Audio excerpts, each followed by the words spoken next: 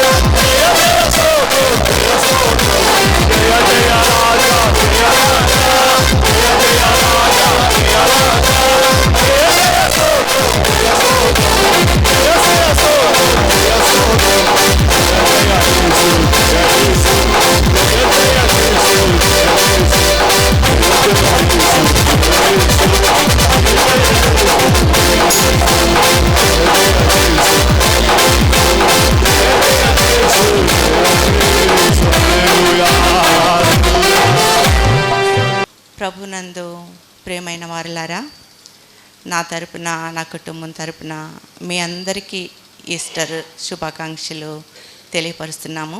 Happy Easter to all. And ఈ సమయాన్ని నాకు ఇచ్చినటువంటి మరి పాస్టర్ గారు మరి సిస్టర్కి కూడా మరి థ్యాంక్స్ చెప్పుకుంటున్నాను. నా పేరు సునీత అండి. మాది కృష్ణా డిస్ట్రిక్ట్. అయితే చిన్నప్పుడు మాది క్రిస్టియన్ కుటుంబంలో నేను పుట్టి పెరిగాను అనమాట. నా పేరెంట్స్ రక్షణ పొందిన వాళ్ళు, మరి బాప్టిజం తీసుకున్నారు, ప్రార్థనాపరులు. మరి చిన్నప్పటి నుండి నన్ను ఎలా పెంచారంటే, మేము 7 పిల్లలు, నేను చిన్నదాన్నండి, 7వ దాన్ని.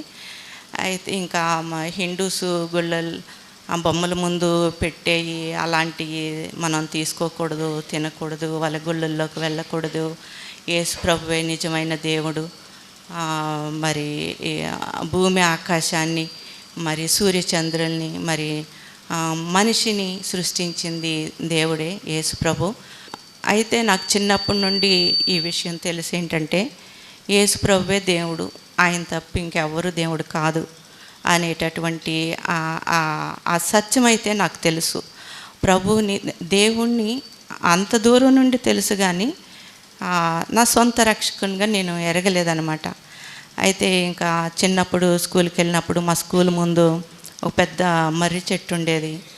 ఆ మర్రి చెట్టు దగ్గర కొంతమంది ఆ దగ్గరలో ఉన్న వాళ్ళు కోడిని తీసుకొచ్చి కొయ్యటం, మళ్ళీ దాన్ని తీసుకెళ్ళి ఇంట్లో వండేసుకోవటం, రకరకాలు.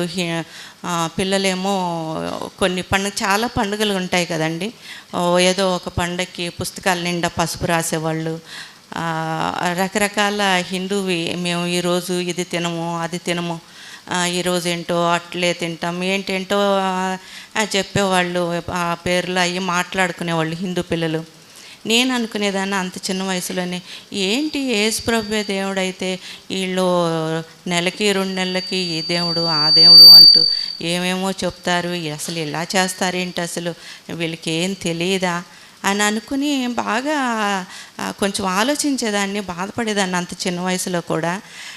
మధ్యాహ్నం పూట స్కూల్ నుండి ఇంటికి వెళ్ళేటప్పుడు లంచ్ అవర్లో నాలో నేనే అనుకునేదాన్ని అనమాట, నేను ఈ రోడ్డు మీద నడుస్తున్నాను అని అంటే, ఈ రోడ్డు ఇచ్చింది దేవుడు, అంటే వేసింది మనుషులు అయినప్పటికీ ఆ రాళ్ళు అవన్నీ కూడా, ఆ ముడి పదార్థాలు అవన్నీ కూడా దేవుడు ఇచ్చినయే కదండి.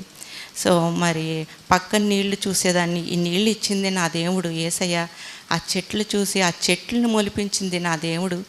మరి ఆ సూర్యుడిని అంత ఎండలో కూడా ఇలా నా ముఖము పైకెత్తి చూసేదానండి. కళ్ళంటే నీళ్ళు వచ్చేసాయి అన్నమాట సూర్యుడిని చూడలేక.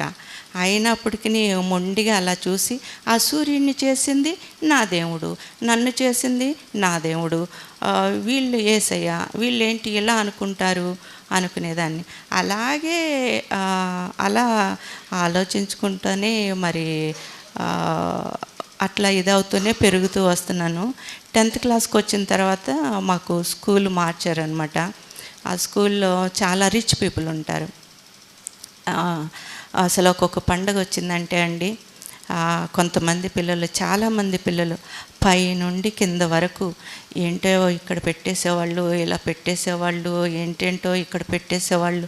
అంత ప్యూర్ గోల్డ్ అండి ఇక్కడ పెట్టేసేవాళ్ళు, కింద వరకు గోల్డ్ పెట్టేసుకునేవాళ్ళు.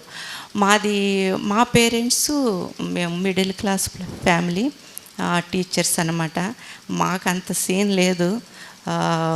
కనీసం చెవులకి మార్చుకోవడానికి కొన్ని బంగారపు అలా చేసుకోవడానికి కూడా మాకైతే, మా పేరెంట్స్కి అంత సీన్ లేదు. వీళ్ళైతే అట్లా ఈ పండగకి వేసినవి ఇంకో పండగకి వేసేవాళ్ళు కాదు, అట్లా మార్చుకునేవాళ్ళు అనమాట. మంచి పట్టుబట్టలు, చాలా రిచ్గా ఉండేవాళ్ళు. నేనైతే అనుకునేదాన్ని, వీళ్ళు ఇన్ని వేసుకుంటున్నారు, వీళ్ళకి ఇంత ఉంది, కానీ ఏం ప్రయోజనం, వీళ్ళు బొమ్మలకే కదా మొక్కేది, దేవుడు ఏంటో వాళ్ళకి తెలియదు. కానీ నాకు తెలుసు దేవుడు ఎవరో, నాకు తెలుసు యేసు ప్రభువే దేవుడు అని అట్లా అతిశయిస్తే ప్రభునందు అతిశయించాలి కదండి. మరి గర్వం కాదు కానీ దేవుని పట్ల అతిశయించేదాన్ని అనమాట. వాళ్ళకి చెప్పే ధైర్యం లేదు.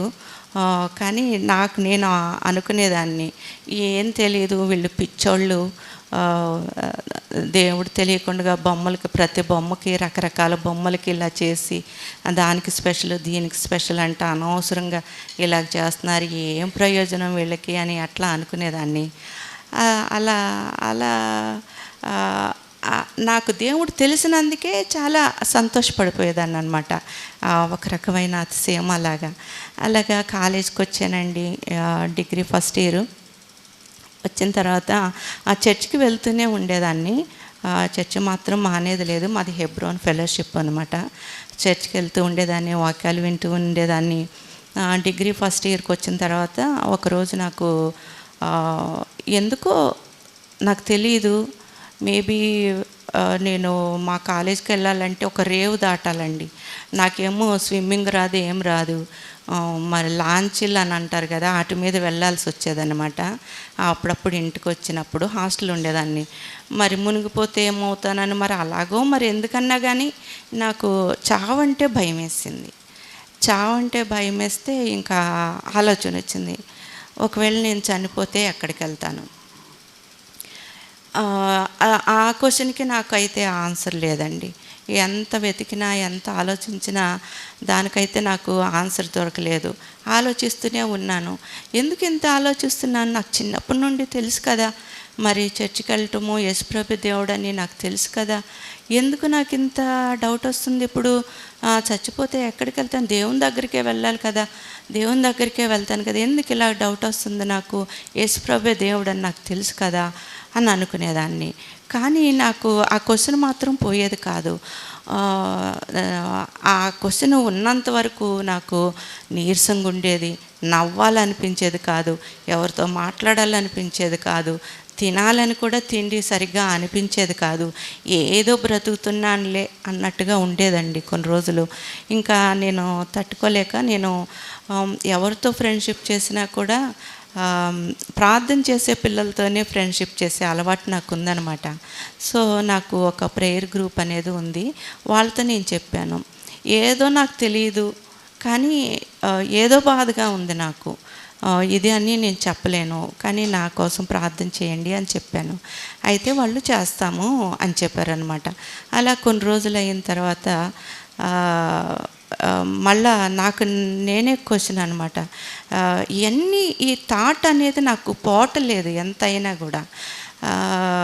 మరి యేసుప్రభువే దేవుడు అని ఇది గుర్తొచ్చింది. రక్షణ పొందాలి అని అంటారు కదా, రక్షణ పొందటం అంటే ఏంటి, ఎలా పొందాలి?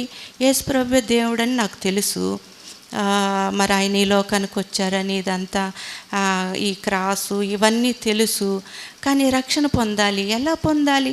నేను చిన్నప్పుడు అనుకునేది అదంతా అది పెద్దోళ్ళ సంగతులు అయ్యి చిన్నపిల్లలకి తెలియదు అనుకునేదాన్నండి.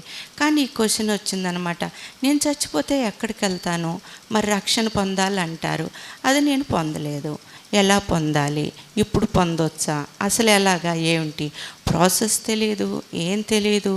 సో అలాగా ఆలోచించుకుంటూ ఉన్నాను అనమాట. అయితే ఇంకా రోజులు గడుస్తున్న కొద్దీ ఒకటి మాత్రం నిర్ధారణ అయిందండి. ఏంటంటే దేవుడు, ఆయన దేవుడు, యేసుప్రభువే దేవుడు అని తెలియటం వలన అది మనల్ని పరలోకానికి తీసుకెళ్ళదు అని, ఆయన్ని తెలిసి సొంత రక్షకునిగా అంగీకరించాలి. అది పర్సనల్. నాకు చిన్నప్పటి నుండి ఇవన్నీ నేర్పించారు నా పేరెంట్సు. నేను అలాగే ఉన్నాను. ఆయనే దేవుడని నాకు తెలుసు. తెలిసినంత మాత్రాన నేను పరలోకానికి వెళ్ళిపోతానా? వెళ్ళను కదా. టైం గడుస్తున్న కొద్దీ నేను పరలోకానికి వెళ్ళను. అవును ఆయనే దేవుడు, కానీ నేను వెళ్ళలేను. తెలియటం వలన నేను వెళ్ళలేను. ఏదో రక్షణ అంట, అది రక్షణ పొందాలి నేను, అది ఎలాగో అని ఆలోచించుకుంటూ ఉన్నానన్నమాట. నాకు ఈజీగా ప్లాన్ ఆఫ్ సాల్వేషను వివరించి చెప్పేవాళ్ళు చెప్పటము అంత నాలెడ్జ్ నాకు లేదనమాట. బైబిల్ చదవటం అప్పుడప్పుడు కీర్తనలు అవి ఇవి న్యూ టెస్ట్మెంటు అవన్నీ చదువుతా, కానీ ప్లాన్ ఆఫ్ సాల్వేషను అని అంటే ఇంకా అవన్నీ అంత తెలియదు అనమాట. సరే, కానీ నేను ప్రార్థనే చేసుకుంటా ఉన్నాను, నా ఫ్రెండ్స్ కూడా చేస్తున్నారు. ఒకరోజైతే ఇంకా అందరూ పడుకున్న తర్వాత అండి ఇంకా మోకరించి ప్రభా నన్ను నీ బిడ్డగా చేసుకో ప్రభా, మరి నేను చనిపోతే నీ దగ్గరికే కదా రావాల్సింది, రెండు ఉన్నాయి, పరలోకం నరకము, మరి నీ దగ్గరికి రావాలనుకుంటున్నాను ప్రవ్వా, నన్ను నీ బిడ్డగా చేసుకో ప్రవ్వా అంటూ నేను ప్రార్థన చేస్తూ ఉన్నానండి. ఇంకా ఏమేమో ఇంకా చేస్తూ ఏడుస్తూ ఉన్నాను. ఇంకా చాలా భారంతో నిండిపోయింది నా హృదయం. ఇంకా చాలాసేపు చేస్తూనే ఏడుస్తూనే ఉన్నాను. ఉంటే ఇంకా నాకు తెలియకుండానేనండి ఈ మాట వచ్చింది, ప్రవ్వా నేను పెద్ద కోరిక కోరుతున్నాను అనుకుంటా, నీ బిడ్డగా చేసుకోమని, నేను పరలోకానికి రావాలని పెద్ద కోరిక కోరుతున్నాను అనుకుంటా. మరి నువ్వు కాకపోతే ఇంకెవరు సాయం చేస్తారు నాకు, నన్ను క్షమించు ప్రవ్వా, నేను అంత మంచిదాన్ని కాదు, పరలోకానికి వచ్చే అంత మంచిదాన్ని అయితే కాదు నేను అని అంటూ ప్రార్థన చేస్తున్నాను. ఆ ప్రార్థనలో ఇంకా అనుకోకుండానే మొదలుపెట్టానండి. ప్రభా నన్ను ఇది చేశాను, నన్ను క్షమించు. మనిషి దృష్టిలో పాపము అంటే కొన్ని అనుకుంటామండి. నాకు తెలిసి ఆ టైంకి మాత్రం కొన్ని అనుకున్నాను. అయితే నాకు తెలిసినవి కొన్ని 2-3 దేవుని దగ్గర నేను ఒప్పుకున్నాను. ప్రభా నేను ఇది చేశాను, నన్ను క్షమించు, అది చేశాను, నేను క్షమించు, నువ్వు కాకపోతే ఇంకెవరు ప్రభా, నన్ను నా ప్రార్థన అలక్ష్యం చేయొద్దు ప్రభా, నేను చిన్నప్పటి నుండి చాలా పొదుపుగా ఉంటాను కదా, చిన్న ప్లేస్ ఇవ్వయ్యా పరలోకంలో, నీ పాదాల దగ్గర కొంచెం ప్లేస్ ఇస్తే చాలు, నేను హ్యాపీగా ఉండిపోతాను, నన్ను నరకానికి పంపొద్దు ప్రభా అని నేను ఇంకా కొంచెం ప్లేస్ చాలు ప్రభా, నీ పాదాల దగ్గర కొంచెం చాలు ప్రభా, నా ప్రార్థన ఆలకించు ప్రభా. ఏడుస్తూ ఉన్నానండి. ఏడుస్తూ నేను కొంచెం ప్లేస్ నేను అడిగాను. ఇంకా క్షమించమని నేను ఒప్పుకోవటం స్టార్ట్ చేసిన తర్వాత ఆల్ ద సడను ఒక పెద్ద స్క్రీన్ మీద మూవీ చూస్తున్నాను. ఆ మూవీ ఏంటంటే అది నాదే. నేను చిన్నప్పటి నుండి మరి 5-6 సంవత్సరాల నుండి కాదు, కానీ అంతకు పైనుండి 9-10 సంవత్సరాల వయసు నుండి నేను అనుకున్నాను, ఆ వయసులో అలా ఉండేదాన్నా అని కూడా అనుకున్నాను అన్నమాట. ఆ వయసు నుండి నన్ను చూపిస్తూ ప్రభు నేను ఎక్కడున్నాను ఆ టైంలో నేనేమనుకున్నాను, అసలు నమ్ముతారో నమ్మరోనండి, అసలు థాట్ కూడా ఒక ఆలోచన. ఇప్పుడు మనం ఏదన్నా తప్పు చేస్తేనే మనకు గుర్తుంటుంది కదండి, నేను చేయలేదు కదా అనుకుంటాం. కానీ ఆయన పరిశుద్ధుడు కనుక మనల్ని కూడా పరిశుద్ధంగా ఉండమని దేవుడు కోరుకుంటున్నారు. మరి ఆయన ముఖకాంతిలో మన ప్రతి రహస్య పాపము కనపడిపోతుందంటండి చాలా క్లియర్గా. కాబట్టి ఏది కూడా ఇది ఒకేలే అని దేవుడు అనుకోరని నాకు అర్థమైపోయింది. అయితే ఇంకా నేను దేవుడు చూపిస్తున్నారు ఆ టైంలో నేను ఎప్పుడెప్పుడు ఏమేం చేశాను, ఏం ఆలోచించాను, ఏమనుకున్నాను, ఎక్కడున్నాను అన్నీ కూడా. ఇంకా అది నేను కాదు అని దేవునితో అనటానికి వీల్లేదు, ఎందుకంటే ఆడియో వీడియో అంతా రికార్డెడ్ అక్కడ. ఇంకా మనం ఎస్కేప్ అవ్వలేము. ఓన్లీ థింగ్ మనం చేయగలిగేది ఏంటంటే ఒప్పుకోవటం. ప్రభా అవును ప్రభా అది చేశాను ప్రభా, నన్ను క్షమించయ్యా. మళ్ళా ఇంకోటి అలా వస్తూ ఉంది. ఇంకా అవును ప్రభా అది కూడా చేశానయ్యా, నన్ను క్షమించి. ఇంకా లిస్టు మూవీ పెద్దది అవుతుంది.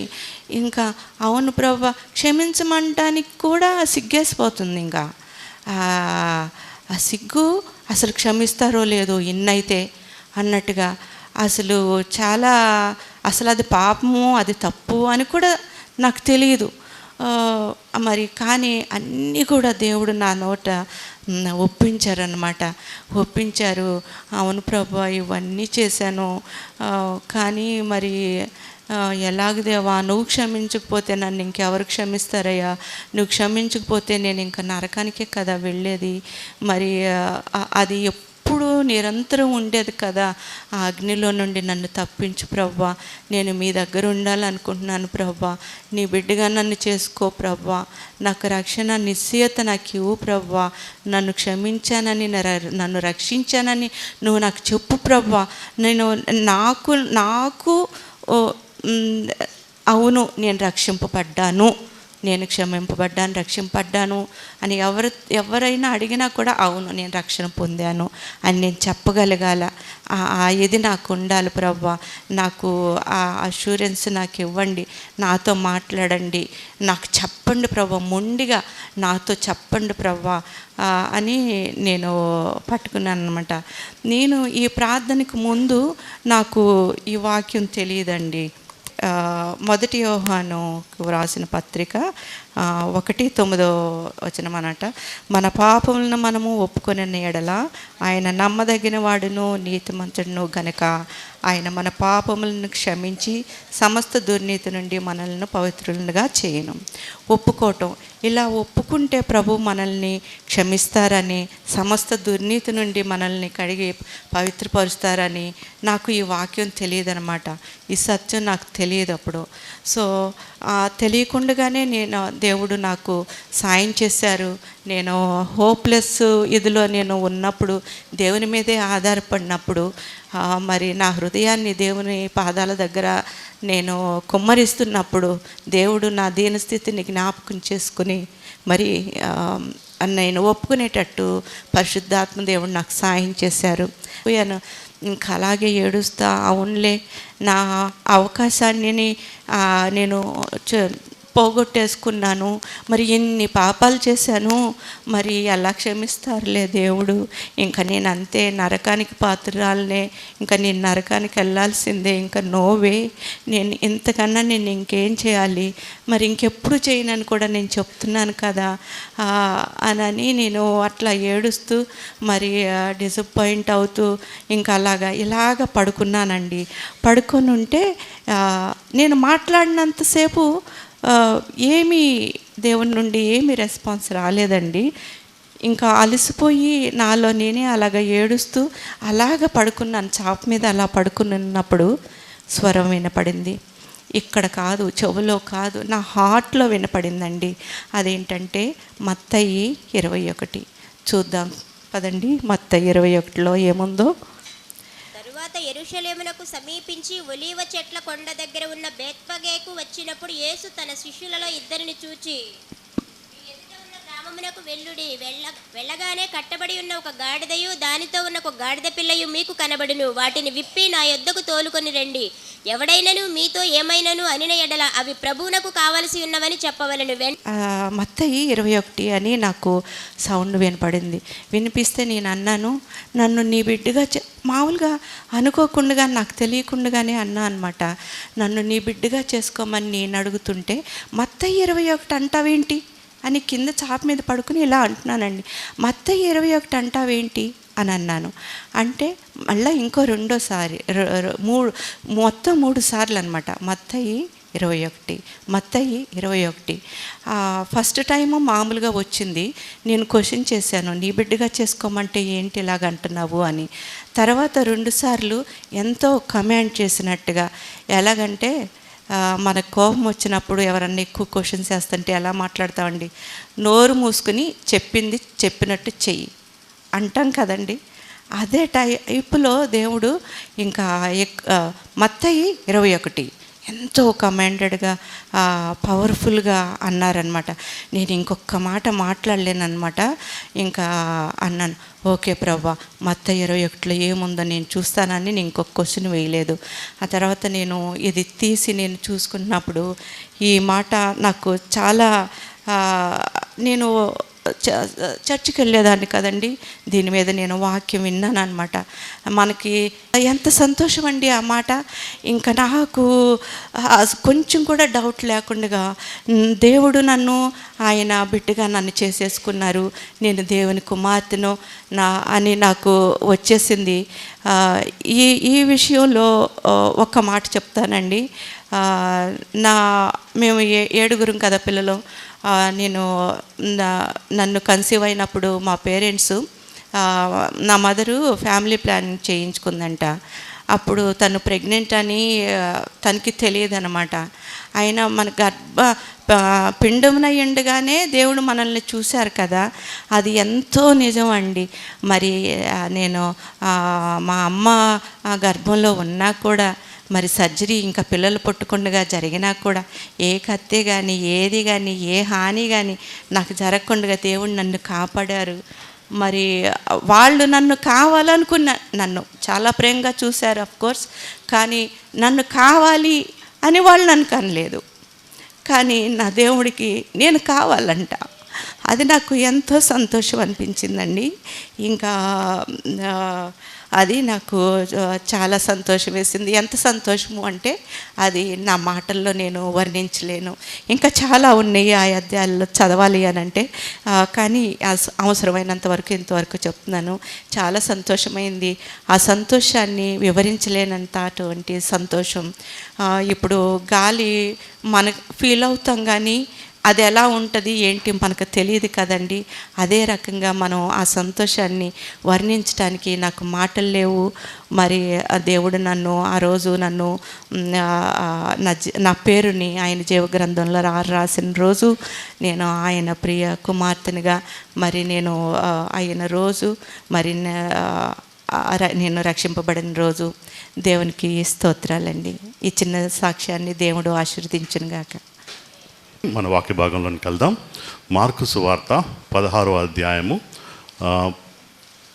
8 నుండి 11 వరకు చదువుకుందాం. వారు బయటకు వచ్చి విస్మయము పొంది వణకుచు సమాధి అద్ద నుండి పారిపోయిరి. వారు భయపడినందున ఎవరితో ఏమీ చెప్పలేదు.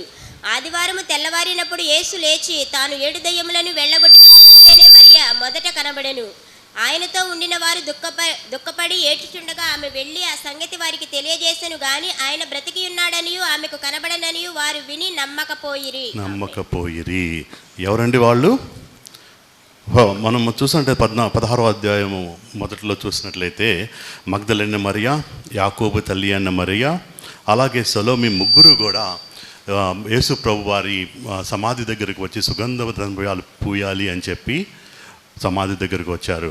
కానీ అక్కడ దేవుని దూత కనపడి, దేవుడు ఇక్కడ లేరు, ప్రభు అయినటువంటి యేసుక్రీస్తు ప్రభు వారు ఇక్కడ లేరు అని చెప్పి వారికి చెప్పడం జరిగింది. వెళ్ళి మీ శిష్యులకి చెప్పండి, ఆయన ఇక్కడ లేరు, లెగిశారు, వచ్చి గలిలయ ప్రాంతంలో మిమ్మల్ని కలుస్తారు అని చెప్పి వాళ్ళకి చెప్తే వాళ్ళు ఏం చేశారండి? భయపడి పారిపోయిరి. వాళ్ళకి నమ్మకం కలగలేదు. దేవుడు లెగిశాడా అన్న నమ్మకం కలగలేదు, భయపడ్డారు. నార్మల్గా అయితే కనుక యేసు ప్రభు వారు ముందుగా చెప్పినట్లుగా లెగిసి ఉన్నట్లయితే వారు సంతోషపడాల్సినటువంటి పరిస్థితి, అంతే కదండి. దేవుడు ఆల్రెడీ ముందుగానే చెప్పాడు కదా, నేను చనిపోవాలి, చనిపోయిన తర్వాత 3వ రోజు లెగవాలి, లెగుస్తాను, పునరుద్ధారణ అవుతానని చెప్పి శిష్యులందరికీ చెప్పాడు, చాలామందికి తెలియజెప్పాడు. కానీ వీరు నమ్మకుండా ఆ యొక్క సమాధి దగ్గరికి వెళ్ళారు. అప్పటికి కూడా దేవుని దూత ప్రభువారు ఇక్కడ లేరు, లెగిసి వెళ్ళిపోయారు అని చెప్పినా కానీ వారు భయపడి పారిపోయిరి. అలాగే శిష్యులతోటి చెప్పమంటే చెప్పకుండా పారిపోయారని 12-13 చూసుకుందాం. ఆ తర్వాత వారిలో ఇద్దరు నడిచిపోవచ్చుండగా మారు రూపము గలవాడే వారికి ప్రత్యక్షమాయెను. వారు వెళ్ళి వారికి ఆ సంగతి తెలియజేసిరి, గాని వారు వీరి మాటనైనను నమ్మకపోయిరి. శిష్యులైనటువంటి వాళ్ళు తనతో యేసు ప్రభు వారితో దాదాపుగా 3.5 సంవత్సరాల పాటు ప్రభువు పరిచర్యలో పాల్గొన్న వాళ్ళు, దేవుడు వారికి ప్రతిరోజు కాకపోయినా కానీ అవకాశం ఉన్నప్పుడల్లా కానీ వారికి బోధ చేస్తూ వచ్చారు. ఎన్ని రకాలుగా ఇది ఎగ్జాంపుల్స్ చూపిస్తున్నారు. అలాగే మిరకిల్స్ చేసి చూపించారు. వాళ్ళు ప్రత్యక్ష సాక్షులు. యేసుక్రీస్తు ప్రభువారు చేసినటువంటి మిరాకిల్స్ కానీ మిరాకిల్స్ చూసినటువంటి వాళ్ళు, అలాగే యేసుక్రీస్తు ప్రభువారు పారబుల్స్ ద్వారా వారికి ఎంతో బోధ చేసి నడిపిస్తూ ఉన్నటువంటి వారు నమ్మలేకపోతున్నారు. ఏమన్నారండి? వారు వీరి మాట నేను నమ్మకపోయిరి అంటే ఏ మాట నమ్మలేదండి? యేసుక్రీస్తు ప్రభువారు పునరుత్థానుడయ్యారు అని చెప్పినటువంటి మాట నమ్మలేకుండా ఉన్నారు. అంతేకాదు ఎంత ఎంత ఎంత ఎంత దౌర్భాగ్యమైనటువంటి పరిస్థితుల్లో ఉన్నారో ఒకసారి ఆలోచించండి. యేసుక్రీస్తు చనిపోయారు, అది 3వ రోజు. అంతే కదా, వారికి తెలుసు 3వ రోజు పునరుత్థానం అవుతాడు అని చెప్పి వారికి తెలుసు. యేసుక్రీస్తు ప్రభు వారు చెప్పారు, అయినా కానీ నమ్మకం ఉంచటానికి వారికి కష్టమైపోయింది. ఆ తర్వాత చూస్తే 14వ వచనం చూస్తే, పిమ్మట 11 మంది శిష్యులు భోజనమునకు కూర్చున్నప్పుడు ఆయన వారికి ప్రత్యక్షమై తాను లేచిన తర్వాత తన్ను చూచిన వారి మాట నమ్మనందున వారి అపనమ్మిక నిమిత్తము హృదయ కాఠిన్యము నిమిత్తము వారిని గద్దించెను. యేసుక్రీస్తు ప్రభు వారు మళ్ళీ వారికి ప్రత్యక్షమై వారిని గద్దిస్తే తప్పితే వారు నమ్మకం ఉంచలేకపోయారు. ఇన్ని బోధలు చేసి, ఇన్ని పారబుల్స్ చెప్పి, మిరాకిల్స్ చేసి వారికి చూపించి, వారు చేయాల్సినటువంటి పని చెప్పి, నేను చనిపోతాను, తర్వాత పునరుత్థానం అవుతాను అని చెప్పి వారికి నేర్పించినా కానీ వారు నమ్మకలేకపోయారు. యేసుక్రీస్తు ప్రభువారు మళ్ళీ ప్రత్యక్షమై వారి దగ్గరికి వచ్చి, ఇదిగో నేను పునరుత్థానుడయ్యాను చూడండి అని చెప్పి తాను ప్రత్యక్షపరచుకుంటే కానీ నమ్మలేనటువంటి పరిస్థితి. ఇవన్నీ కూడా దేవుడు మనకి ఈ మార్కు సువార్తలో, మిగతా సువార్తల్లో ఎందుకు రికార్డ్ చేశారు అంటే, మనందరం కూడా నేర్చుకోవాల్సింది, మనకి కావాల్సింది బైబిల్ నిండా కొన్ని చాలాసార్లు హండ్రెడ్స్ ఆఫ్ టైమ్స్ ఫెయిత్ గురించి, ట్రస్ట్ గురించి దేవుడు చెప్తూ ఉంటారు. మనకి యేసు ప్రభు వారు చాలామంది నేను చూస్తూ ఉన్నాను, ప్రభువా నాకు సైన్ కావాలి, నేను రక్షణ పొందాలి అంటే నాకు ఒక సైన్ కావాలి, లేకపోతే ఏదో ఒక మిరకిల్ నా జీవితంలో జరిపించు, లేకపోతే పలానా కార్యం జరిగితే, పలానా పని జరిగితే నేను నిన్ను నమ్ముతాను, రక్షణ పొందుతాను అంటూ ఉంటారండి. That is not right. మీకు ఒక చిన్న స్టోరీ చెప్తాను. ఒక పట్టణం ఉందండి. పట్టణం సముద్రానికి దగ్గరలో ఉన్నది. ఆ పట్టణానికి ఒక తుఫాను వస్తుందని చెప్పేసి డిక్లేర్ చేశారు. దాదాపుగా తుఫాన్ రావడమే కాదు, ఆ పట్టణాన్ని మొత్తాన్ని ముంచేస్తుంది. ఎవరు కూడా బతకడానికి అవకాశం లేనటువంటి పరిస్థితి. ఎవరు వాతావరణం చెప్పే వాళ్ళందరూ కూడా హెచ్చరికలు మొదలుపెట్టారు. రేడియోలోను, టీవీలోను హెచ్చరికలు మొదలుపెట్టారు. అందరూ చాలామంది చూస్తూ ఉన్నారు. ఆ తుఫాను వచ్చే రోజు అంటే వారం రోజుల ముందు నుండి కూడా చెప్తా ఉన్నారు, పలానా రోజు వస్తుందని. ఆ రోజు వచ్చింది. మెల్లిగా వర్షం మొదలైంది. అది నమ్మిన కొంతమంది, సగం మంది ఊరు వదిలిపెట్టి మన వరద షెల్టర్స్ ఉంటాయి, ఆ షెల్టర్లకి ఒక సగం మంది వెళ్ళిపోయారు. తర్వాత సమయం గడుస్తున్న కొద్దీ గవర్నమెంట్కి భయం పట్టుకుంది. అయ్యో, ఇంకా సగం మంది ఊర్లోనే మిగిలిపోయారే, ఏం చేయాలా అని చెప్పి ఆ గవర్నమెంట్ అంటే కలెక్టర్ కానివ్వండి, లేకపోతే లోకల్ పొలిటికల్ లీడర్స్ కానీ అందరూ కూర్చొని ఏం చేయాలనుకున్నప్పుడు బస్సులు, ఆటోలు ఇచ్చి పంపించండి. ఆటోల్లోనేమో మైక్ పెట్టి రోడ్డు తిరుగుతూ, అయ్యా బాబు, ఇంకా వర్షం పెరిగిపోతుంది, వరద వచ్చే టైం అయింది, ఇంకా మహా అయితే కొన్ని గంటల్లో ఈ ఊరంతా మునిగిపోతాం స్టార్ట్ అవుతూ ఉంటుంది, దయచేసి ఊరు ఖాళీ చేయండి అని చెప్పేసి మైకుల్లో పెట్టి వెనకాల బస్సులు పంపించారు. ఇంకా కొంతమంది, ఇంకో సగం మంది ఊరు వదిలిపెట్టేసి వెళ్ళిపోయారు. కానీ ఒక భక్తుడు, దేవుణ్ణి నమ్ముకున్నటువంటి భక్తుడు ఇంట్లో కూర్చొని, నా దేవుడు నాకున్నాడు, నా దేవుడు నన్ను కాపాడతాడు, నేను ఎక్కడికి వెళ్ళాల్సిన అవసరం లేదు అని చెప్పేసి ఇంట్లోనే ఉండిపోతాడు. తను రేడియో విన్నాడు, టెలివిజన్ చూశాడు, వచ్చినటువంటి మైకుల్లో అనౌన్స్ చేసినటువంటి అనౌన్స్మెంట్స్ విన్నాడు. కానీ నా దేవుడు నాకున్నాడు, నన్ను రక్షిస్తాడు, నాకేమీ కాదు అని చెప్పేసి ఇంట్లోనే కూర్చున్నాడు. మళ్ళీ దాదాపుగా మోకాళ్ళ వరకు, దాదాపు 2 అడుగులు 3 అడుగుల వరకు నీళ్ళు వచ్చినాయి ఆ ఊరిలో. ఇక గవర్నమెంట్ ఇంకా చాలామంది ఇళ్లల్లో ఉండటం చూసి బస్సులు ఆటోలు వెళ్ళేటువంటి పరిస్థితి కాదు, వారికి పడవలు పంపిస్తారు. పడవల్లో ఎక్కి వచ్చి అనౌన్స్మెంట్ చేసుకుంటూ వచ్చి ఇంటింటికి వెళ్తూ ఎవరన్నా ఉన్నారా వచ్చేసేయండి అని చెప్పి అడిగితే ఇంకా చాలామంది వెళ్ళిపోయారు. ఆల్మోస్ట్ అందరూ వెళ్ళిపోయారు. కానీ ఈ యొక్క భక్తుడు మాత్రం, దేవుణ్ణి నమ్ముకున్న బిడ్డ మాత్రం ఇంట్లోనే ఉన్నాడు. ఏమంటాడు? సెకండ్ ఫ్లోర్కి వెళ్ళాడు. ఏమంటాడు? నాకేమీ కాదు, నా దేవుడు నాకున్నాడు, నాకేమీ కాదు, నన్ను రక్షిస్తాడు, నా ప్రాణానికి ఏమీ హాని లేదని చెప్పేసి అదే ఇంట్లో ఉంటాడు, కంటిన్యూ అవుతాడు. వచ్చినటువంటి పడవల్ని కూడా రిజెక్ట్ చేసి పంపించేస్తాడు. బతిమలాడతారు, వచ్చేయండి అయ్యా అని. వినడు. సరే, ఆఖరికి ఇంకా ఇల్లు కూడా మునిగిపోయేయటం, అంత వరద నీరు వచ్చినప్పుడు ఎక్కి కప్పు మీద కూర్చొని ఉంటాడు. కప్పు మీద కూర్చొని ఉంటే ఒక ఇంకా ఉంటారు కదండి అధికారులు చూసి అక్కడ ఎవరో ఉన్నారంట, ఒక వ్యక్తి అలాగా ఇంటి మీద ఎక్కి కూర్చున్నాడంట. బహుశా సహాయం కొరకేమో అని చెప్పి ఒక హెలికాప్టర్ తయారు చేసి హెలికాప్టర్ పంపిస్తాడు.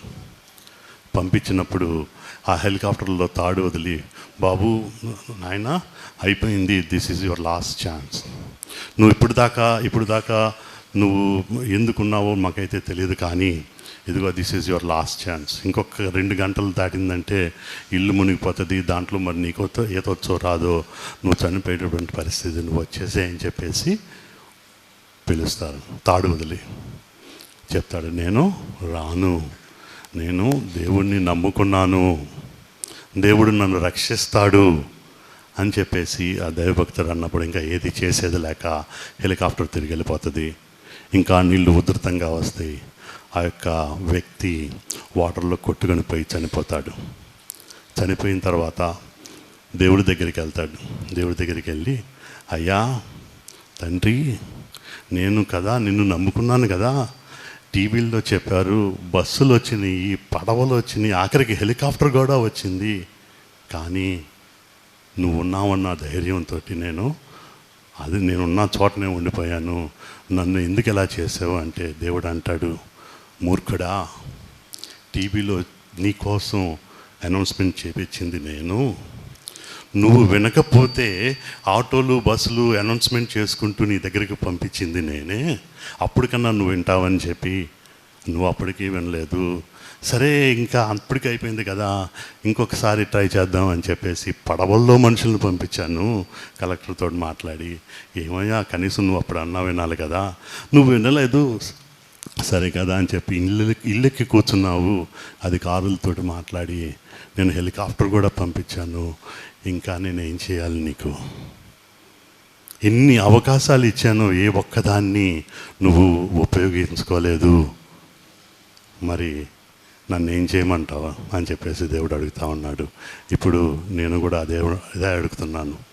రక్షణ పొందని వాళ్ళంటే మీరు ఇప్పటివరకు ఎన్నో రకాలుగా ఎన్నో విధమైనటువంటి దైవజనులు చెప్పినటువంటి వాక్యాలు మీరు విని ఉంటారు, అంతే కదండి. రక్షణ గురించి, ఎలా రక్షణ పొందాలి, ఏ విధంగా రక్షణ పొందాలి, రక్షణ ఎందుకు, ఏ విధంగా రక్షణ పొందాలి, వాక్యంలో తీసి మరి మీకు చూపించి ఉంటారు. దేవుడు ఇప్పటివరకు అవకాశాలు ఇచ్చి ఉంటారు. ఎవరికైనా కానీ ఇదే మీకు హెలికాప్టర్ అవకాశం కావచ్చు. This might be your last chance to get saved. దయచేసి రక్షణ పొందమని నా ప్రార్థన. అలాగే మనం కంటిన్యూ చేసుకున్నట్లయితే ఇక్కడ మనం యోహాను సువార్త 15:15 ఒక వాక్య భాగం చదువుకుందామండి. దాసుడు తన యజమానుడు చేయి దానిని ఎరుగడు గనుక ఇక మిమ్మల్ని దాసులని పిలువక స్నేహితులని పిలుచుచున్నాను, ఎందుకనగా నేను నా తండ్రి వలన వినిన సంగతులన్నిటినీ మీకు తెలియచేసితిని. ఇందాక చదువుకున్నాం కదండి, ఏంటది? దేవుడు తన యొక్క శిష్యుల్ని ఫ్రెండ్స్గా భావిస్తూ వచ్చారు. ఫ్రెండ్స్ని చేసుకున్నాడు. శిష్యులుగా అంటే ఏంటి, వాళ్ళకి ఇన్స్ట్రక్షన్స్ ఇస్తూ వాళ్ళ చేత పని చేపిస్తూ యజమానిగా ఉండాల్సినటువంటి దేవుడు వాళ్ళని ఫ్రెండ్స్గా చేసుకొని వాళ్ళకి కావాల్సినటువంటి ట్రైనింగ్ అంతూ ఇస్తూ వాళ్ళకి కావాల్సినటువంటి నాలెడ్జ్ని, అలాగే పరలోకం గురించి, తండ్రి గురించి, తర్వాత జరగబోయే సంగతుల గురించి అన్నిటినీ కూడా దేవుడు వాళ్ళకి డీటెయిల్గా వివరిస్తూ ఉంటారు. అలాగే మత్తయి సువార్త 16వ అధ్యాయం 21-23. తాను యెరూషలేమునకు వెళ్ళి యాజకుల చేతను శాస్త్రుల చేతను అనేక హింసలు పొంది చంపబడి 3వ దినమున లేచుట అగత్యమని యేసు తన శిష్యులకు తెలియచేయ మొదలు పెట్టగా పేతురు ఆయన చేయి పట్టుకొని, ప్రభువా. చాలమ్మా, ఏం చేశారండి యేసు ప్రభు వారు? ఇందాక మాట్లాడుకున్నాం కదా, ఏమని మాట్లాడుకున్నాం? ఇది మన శిష్యులు నమ్మలేకపోయారు. కానీ ఇక్కడ మత్తయి సువార్త 16వ అధ్యాయంలో దేవుడు ఏం చేస్తున్నాడు? తను రివీల్ చేస్తున్నాడు. నేను చనిపోవటం తథ్యం, నేను చనిపోవాలి, ప్రాఫెసీ కంప్లీట్ అవ్వాలి అంటే నేను చనిపోవాలి, తర్వాత 3వ రోజు నేను లెగవాలి అని చెప్పేసి వాళ్ళకి ఎంతో డీటెయిల్గా చెప్తా ఉన్నాడు. అలాగే యోహాను సువార్త 2వ అధ్యాయం 18-22. కాబట్టి యూదులు, నీవు ఈ కార్యములు చేయుచున్నావే, ఏ సూచక క్రియను మాకు చూపెదవని ఆయనను అడుగగా యేసు, ఈ దేవాలయమును పడగొట్టుడి, 3 దినములలో దానిని లేపుదునని వారితో చెప్పెను. చాలమ్మా, ఏమండి, ఇక్కడ కూడా డైరెక్ట్గా చెప్పలేదు, కానీ ఇండైరెక్ట్గా దేవుడు ఏం చెప్తున్నాడు? దేవాలయము పడగొట్టండి, 3 రోజుల్లో తిరిగి లేపుతాను. ఆ దేవాలయమే మన యేసుక్రీస్తు ప్రభువారు. హల్లెలూయా. మరి అటువంటి ఇక్కడ కూడా శిష్యులు ఉంటారు కదా పక్కనే, శిష్యులు విన్నారు కదా, ఈ పారబుల్ విన్నారు కదా, ఈ యొక్క ఎగ్జాంపుల్ విన్నారు కదా, కానీ వారు నమ్మకం ఉంచలేకపోయారు. ఎప్పుడైతే యేసుక్రీస్తు ప్రభువారు పునరుద్ధానుడై లెగిశారు అని చెప్పి న్యూస్ వచ్చినప్పుడు వాళ్ళు విని సంతోషపడాల్సినటువంటి పరిస్థితి, కానీ వారు విన్న బోధలు మర్చిపోయారు. యేసుక్రీస్తు ప్రభువారు ఇచ్చినటువంటి పారబుల్స్, చేసినటువంటి మిరకిల్స్ అన్నీ మర్చిపోయి ఆ మాట మీద నమ్మకం ఉంచలేకపోయారు అండి. అటువంటి పరిస్థితిలో దేవుడు మనల్ని అడిగేది ఏంటండి? ఒక్క స్టెప్ ముందుకేయండి, నన్ను నమ్మండి, మీ కొరకు నేను సిలువ మీద నా ప్రాణాలని పణంగా పెట్టి మిమ్మల్ని రక్షించడానికి నేను సిలువ మీద చనిపోయారు. అది ఆల్రెడీ రికార్డ్ చేయబడి ఉంది. మన బైబిల్లోనే కాదు, హిస్టరీలో కూడా రికార్డ్ చేయబడి ఉంది. మీరు చాలాసార్లు విని ఉంటారు, క్రీస్తు శకము, క్రీస్తు పూర్వము. That is the history. మనం అవునన్నా కాదన్నా కానీ దట్ ఈస్ ద హిస్టరీ. యేసుక్రీస్తు ప్రభువారు మన కొరకు, మన పాపాల కొరకు యేసుక్రీస్తు వారు చనిపోయి 2024 ఇయర్స్ బ్యాక్ మళ్ళీ పునరుద్ధానుడై మన పాపాలని కడిగివేయటానికి, మనల్ని పరిశుద్ధులుగా చేయటానికి, మనల్ని తండ్రి దగ్గరికి తీసుకుని వెళ్ళటానికి పునరుద్ధానటువంటి ఈ యొక్క రోజుని మనం గుర్తు చేసుకుంటూ మనం రక్షణ పొందాలి. ఎవరైనా కానీ ఇంకా రక్షణ పొందకపోతే today is the day of salvation. దేవుడు మీతో మాట్లాడుతూ ఉన్నాం. దట్ ఈస్ ద రీజన్ మీరందరూ కూడా ఈరోజు ఈ చర్చికి రావడం జరిగింది. ఏదో పాస్టర్ గారు చెప్పటం వలన, పాస్టర్ గారు చెప్పటం వలన, లేకపోతే మీరు పొద్దున్నే తయారై రావటం వలన కాదు. దేవుడు he want you to be here. ఏం చేస్తానండి? దేవుడు అడిగేది ఒక్క స్టెప్ మీరు ముందుకు రండి, నా మారు మనసు పొందండి, మీ తప్పులు గుర్తు చేసుకోండి, మీ భారం అంతా నా మీద వేయండి, నేను మిమ్మల్ని రక్షిస్తాను అని చెప్పినటువంటి దేవుడు ఒక్క స్టెప్ మనం వేసినట్లయితే, జస్ట్ సింగిల్ స్టెప్ ఫెయిత్ తోటి, మన ఏమంటారు విశ్వాసముతోటి ఒక్క స్టెప్ ముందుకేస్తే దేవుడు పరలోకము నుండి చెయ్యి దాచి పట్టుకొని మిమ్మల్ని పాపము నుండి బయటికి తీసి రక్షించేటువంటి దేవుడు మనకున్నాడు. ఎంత గొప్ప దేవుడు మనకున్నాడండి. ఇంకొక చిన్న స్టోరీ చెప్పాను కదా, జెసికా మెక్లార్, మిడ్లాండ్ టెక్సాస్, అమెరికాలో ఉన్నటువంటి స్టేట్ అండి, మిడ్లాండ్ అని చెప్పేసి టెక్సాస్ స్టేట్లో ఉన్నటువంటి సిటీ కాల్డ్ మిడ్లాండ్. అక్కడ ఎక్కువగా మైనింగ్ అది ఎక్కువగా జరుగుతూ ఉంటుంది. ఒకనొక పాప, 18 నెలల పాప ఆడుకుంటూ వెళ్ళి బావి కోసం తీసినటువంటి ఒక ఒక పైప్లో పడిపోతాను. దాదాపు 22 అడుగుల కన్నా కానీ ఎక్కువ లోతు ఉన్నటువంటి ఆ యొక్క పైప్ యొక్క డయామీటర్, ఆ చుట్టుకొలత 8 ఇంచెస్ అండ్ 8 ఇంచెస్ ఉన్నటువంటి ఆ యొక్క బావిలో పడిపోతూ ఉంది. ఆ బావిలో పడిపోయినప్పుడు తను పైకి రాలేనటువంటి పరిస్థితి. అది చిన్నపిల్ల కావచ్చు, పెద్దోళ్ళు కావచ్చు, అటువంటి పరిస్థితుల్లో పైకి రాలేనటువంటి పరిస్థితుల్లో వాళ్ళు ఉంటారు. ఇమీడియట్గా తల్లిదండ్రులు ఎంతో బాధతో పైన ఏం చేయాలో అర్థం కాక మన అంబులెన్స్ని, పోలీసుల్ని పిలవడం జరిగింది. వాళ్ళు అక్కడ ఉన్నటువంటి లోకల్ అథారిటీస్ని కాంటాక్ట్ చేసి ఆ యొక్క మైనింగ్ ఎక్స్పర్ట్స్ని అందరినీ పిలిపించి ఏం చేయాలి, ఆ యొక్క జెసికా మెక్లార్ అన్నటువంటి పాపని ఎలా రక్షించాలి, పైకి తీయాలి, ఎలా తీయాలి. కానీ ఆ పాప యొక్క పరిస్థితి తన సొంతగా అయితే కనుక సెంటీమీటర్ కిందకి వెళ్ళటమే కానీ పైకి రాలేదు. ఎందుకంటే పైకి రావాలంటే అదొక పైప్ పట్టుకోవటానికి గ్రిప్ ఉండదు. Number 1, 18 months baby, she don't know what to do.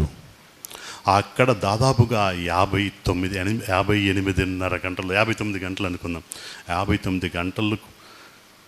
59 గంటల వరకు అక్కడ ఉండటం జరిగింది. దే యూజ్డ్ డిఫరెంట్ టెక్నిక్స్ తను పైకి తీయటానికి. తర్వాత మైనింగ్ ఎక్స్పర్ట్స్ అందరూ వచ్చారు, కానీ ఏది చేసినా కానీ కుదరట్లేదు.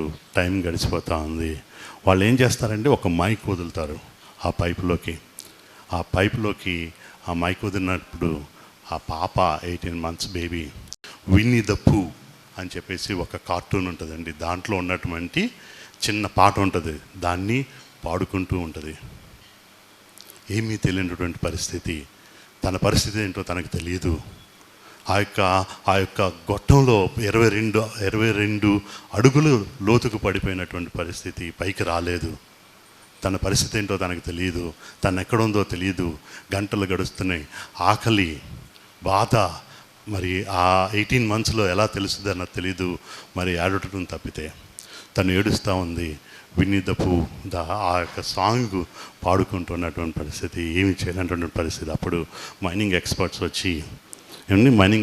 వచ్చి అక్కడ పక్కనే ఇంకొక హోల్ డ్రిల్ చేసి దాని ద్వారా మళ్ళీ ఆ హోల్ నుంచి మళ్ళీ 22 నుంచి 23 అడుగుల దగ్గరికి తీసి మధ్యలో ఒక హోల్ తీసి రక్షించాలని చెప్పి మొదలుపెట్టారు.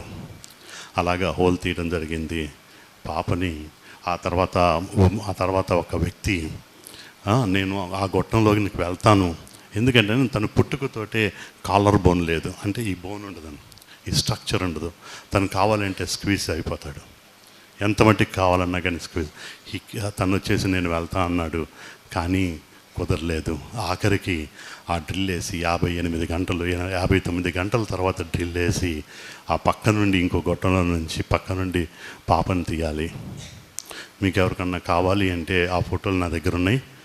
మీకు ఈ సర్వీస్ మన చర్చ అయిపోయిన తర్వాత ఎవరన్నా వస్తే కనుక నేను చూపిస్తాను, లేకపోతే పాస్టర్ గారికి ఫార్వర్డ్ చేస్తాను, మీరు చూడండి. ఆ పాప ఉన్నటువంటి పరిస్థితుల్లో ఈరోజు ఇక్కడ ఎవరైనా ఉన్నట్లయితే ఆ పాపము అనేటువంటి ఊబిలో పడి పైకి రాలేనటువంటి పరిస్థితి మీకు ఉన్నట్లయితే మన యేసు ప్రభువారు మీ పాపముల కొరకు, నా పాపముల కొరకు శిలువ మీద మరణం పొంది ఈరోజు పునరుద్ధాన దినమున తిరిగి పునరుద్ధానుడై లేచి మనకు పిలుస్తా ఉన్నాడు. బిడ్డా, ఓ జెసికా, నేనున్నాను, నేను నీకున్నాను. నువ్వు పాపంలో ఉండాల్సిన పని లేదు, అక్కడ చనిపోవాల్సిన పని లేదు. లే, నన్ను నమ్ముకో. నీ కొరకు, నీ పాపముల కొరకు నేను సిలువ మీద నేను నా ప్రాణాన్ని ఇచ్చాను. That's all. నువ్వు దాని మీద నమ్మకం ఉంచు. నేను నీ కొరకు చనిపోయాను అని చెప్పి నువ్వు నమ్ము. మనసునందు నమ్ము, నోటితో ఒప్పుకో. రోమీయులకు రాసిన పత్రిక 10వ అధ్యాయము 9వ వచనంలో ఏమంటారండి? ఒకసారి చూసుకుందాం. అది రోమా 10:9. అదేమనగా యేసు ప్రభు అని నీ నోటితో ఒప్పుకొని దేవుడు ఆయనను లేపినని నీ హృదయమందు విశ్వసించిన ఎడల నీవు రక్షింపబడుదువు. ఇందాక చెప్పిన హెలికాప్టర్ స్టోరీలో చూశారు కదా, హెలికాప్టర్ స్టోరీలో దేవుడు ఎన్నో అవకాశాలు ఇస్తూ వచ్చాడు ఆ యొక్క మనిషికి. ఆ యొక్క అతను దేవుడిని నమ్ముకున్నవాడే. ఎన్నో అవకాశాలు ఇచ్చాడు రక్షింపబడటానికి. ఆటోలు వెళ్ళి, బస్సులు వెళ్ళి, పడవలు వెళ్ళి, హెలికాప్టర్ వెళ్ళింది నమ్మలేదు. బహుశా మీలో ఎవరైనా అటువంటి పరిస్థితిలో ఉన్నట్లయితే, జెసికా ఉన్నటువంటి పరిస్థితిలో, పాపములో 22 అడుగుల లోపల కూరుకుపోయి బయటికి రాలేని పరిస్థితుల్లో మీరు ఉన్నారైతే, 10వ అధ్యాయం రోమా 10:9, యేసు ప్రభు అని నీ నోటితో ఒప్పుకొని మృతులలో నుండి ఆయనను లేపినని నీ హృదయమందు విశ్వసించిన ఎడల నీవు రక్షింపబడదు. ఒక స్టెప్ మీరు ముందుకు వేసినట్లయితే దేవుడు తన చెయ్యందించి ఆ యొక్క 22 అడుగుల గొట్టంలో నుంచి, ఆ పాపము ఊబులో నుంచి దేవుడు మిమ్మల్ని పైకి తీసి స్వర్గానికి తండ్రి దగ్గరికి చేరుస్తారండి. హల్లెలూయా. అది రక్షణ మార్గం. ప్లీజ్, ఇంకా ఎవరైనా బియాండ్ హెలికాప్టర్ కోసం చూస్తున్న వాళ్ళు ఉండొచ్చు. జెసికా లాగా 22 అడుగుల లోపల పాపం అనేటువంటి ఊబిలో ఇంకా ఇరుక్కొని పోయి ఉండవచ్చు.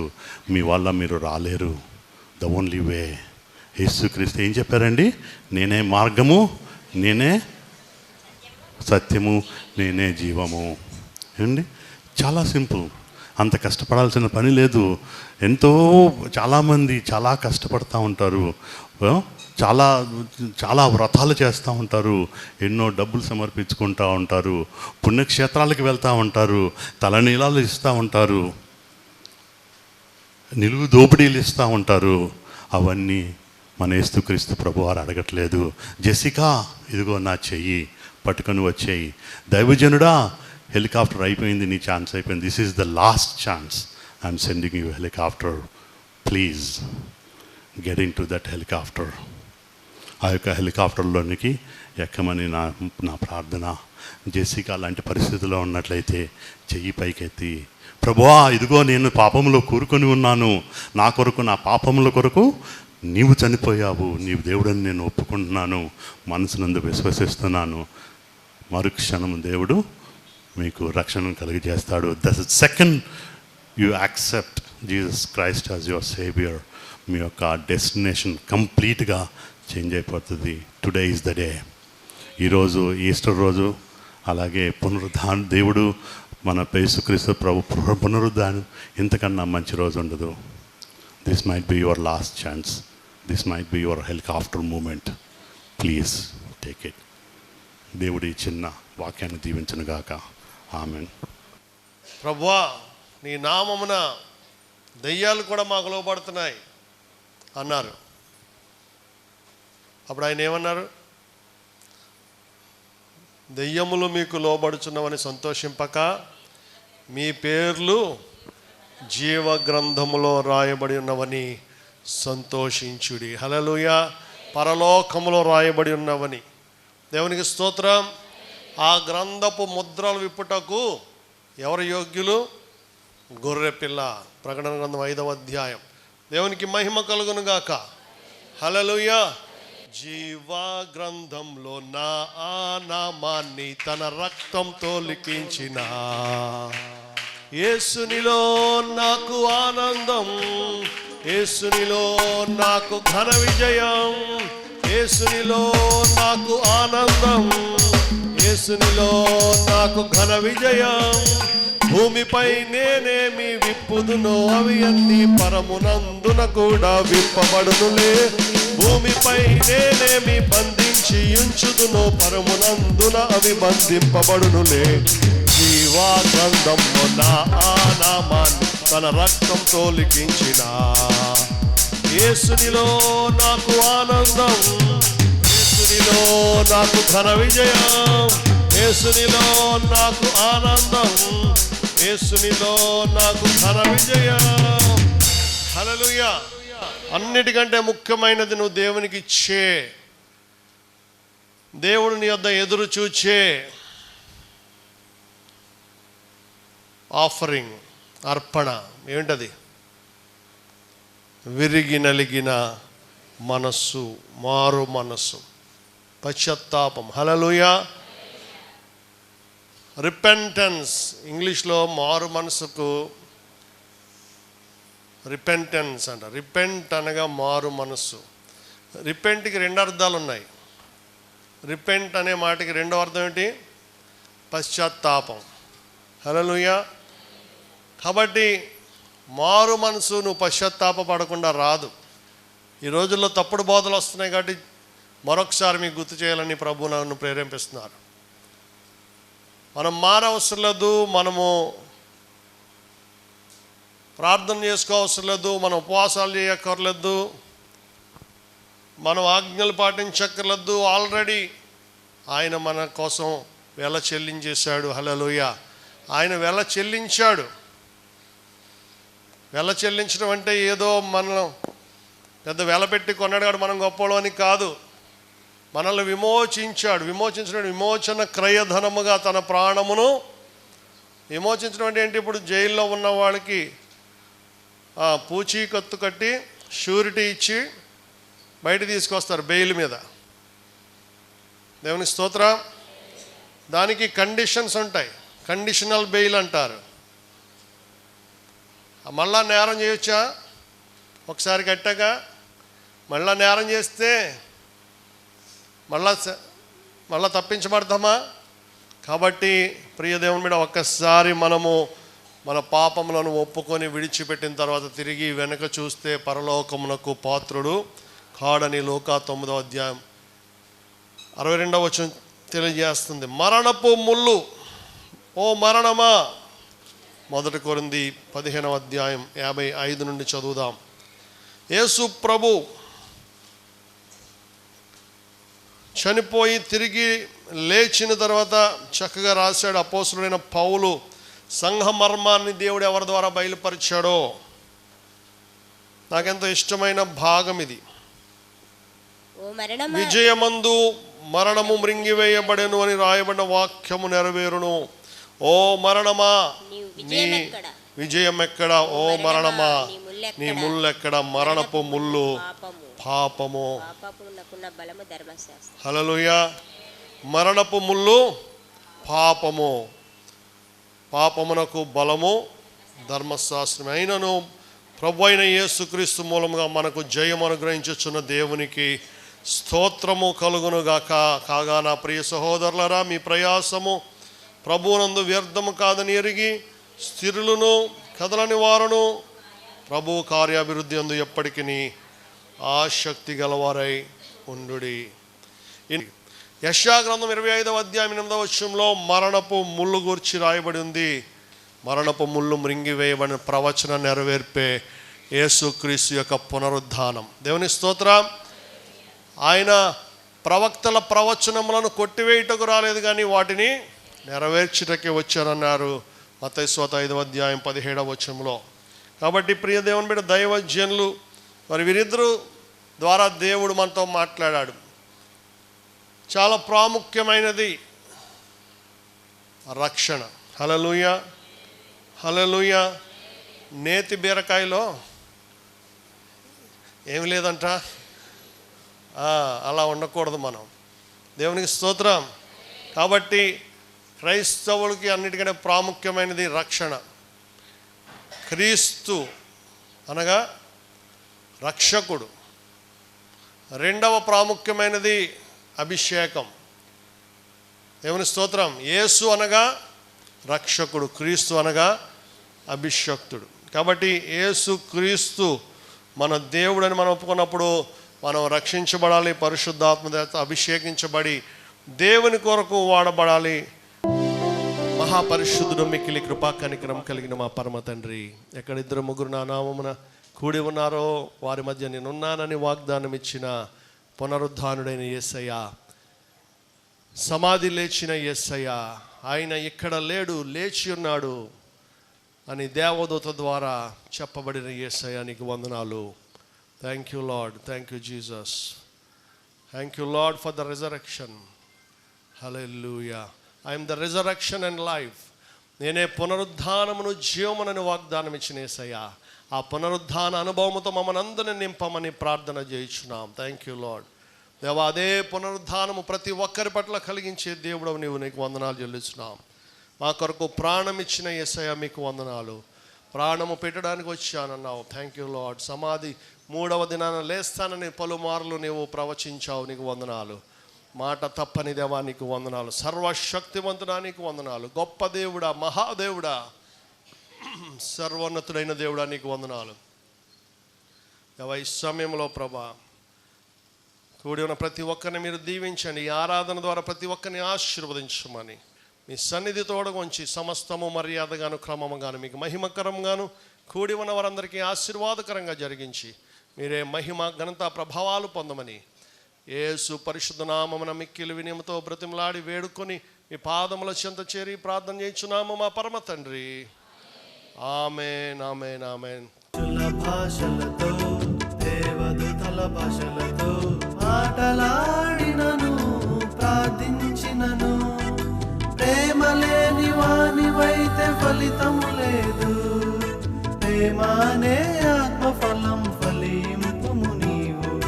ప్రేమ లేని వానివైతే ఫలితము లేదు. ప్రేమనే ఆత్మఫలం ఫలింపుము నీవు. మనుషుల భాషలతో దేవదూతల భాషలతో ఆటలాడినను ప్రార్థించినను